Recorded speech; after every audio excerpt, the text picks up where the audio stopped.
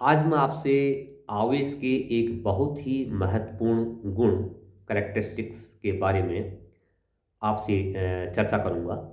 यह है कि आवेश का संरक्षण, चार्ज इज कंजर्व्ड, आवेश संरक्षित रहता है।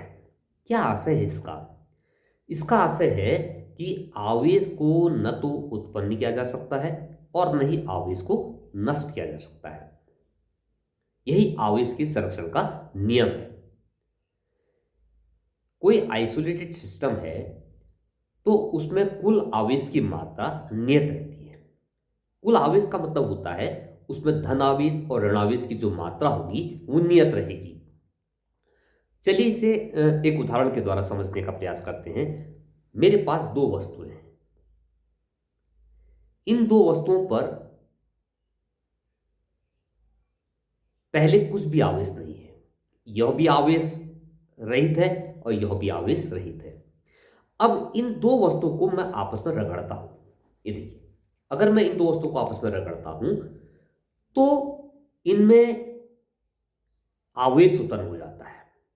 मान लीजिए इसमें पॉजिटिव चार्ज उत्पन्न हो गया, धनात्मक आवेश उत्पन्न हो गया, तो निश्चित रूप से यह देखा गया है कि दूसरी वस्तु में भी इतनी ही मात्रा में विपरीत प्रकृति का आवेश उत्पन्न हो जाएगा। लेकिन कुल आवेश इन दोनों का अभी भी आपका जो है शून्य रहेगा। यानी कि रगड़ने से पहले, रब करने से पहले इनका आवेश क्या था? शून्य था। और रगड़ने के पश्चात यद्यपि इनमें आवेश उत्पन्न हुआ है, लेकिन यह आवेश विपरीत प्रकृति का उत्पन्न होगा और इनका कुल बीजगणितीय योगफल भी शून्य ही होगा। इसे कहते हैं आवेश के संरक्षण का सिद्धांत। एक दूसरा उदाहरण ले लेते हैं। ये माना इलेक्ट्रॉन है, ये माना पॉजिट्रॉन है। आपको पता है कि इलेक्ट्रॉन पर 1.6 इंटू 10⁻19 कूलाम ऋणावेश होता है। पॉजिट्रॉन पर 1.6 इंटू 10⁻19 कूलाम पॉजिटिव चार्ज होता है।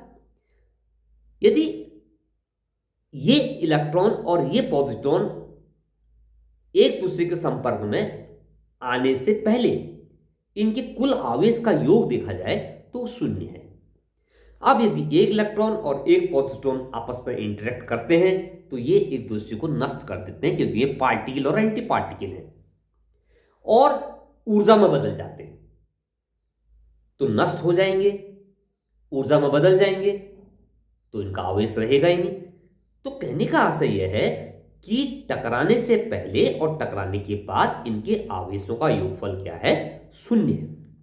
यानी कि आवेश आपका क्या है? नियत है, कंजर्व है। इसे ही हम कहते हैं आवेश के संरक्षण का सिद्धांत। ऐसे बहुत सारे उदाहरण होते हैं जहां पर आवेश के संरक्षण का सिद्धांत देखा गया है। यह एक यूनिवर्सल लॉ है, यानी कि यह नियम हर जगह पर लागू होता है। सार्वत्रिक नियम है, यूनिवर्सल लॉ है। इट डजेंट मैटर कि हम कहां पर हैं, कैसी परिस्थितियों में हैं, पृथ्वी में है या मंगल ग्रह में है, चांद में है या जमीन पे है, जमीन के अंदर है या जमीन के बाहर। यूनिवर्सल लॉ है, यह हमेशा सत्य है। इसे हम कहते हैं आवेश का संरक्षण का सिद्धांत। यदि परीक्षा में आपसे पूछा जाता है कि आवेश के संरक्षण से आप क्या समझते हैं, तो आप इतना कहेंगे, आवेश को न तो उत्पन्न किया जा सकता है, आवेश को न तो नष्ट किया जा सकता है। यही आवेश के संरक्षण का सिद्धांत है। Thank you.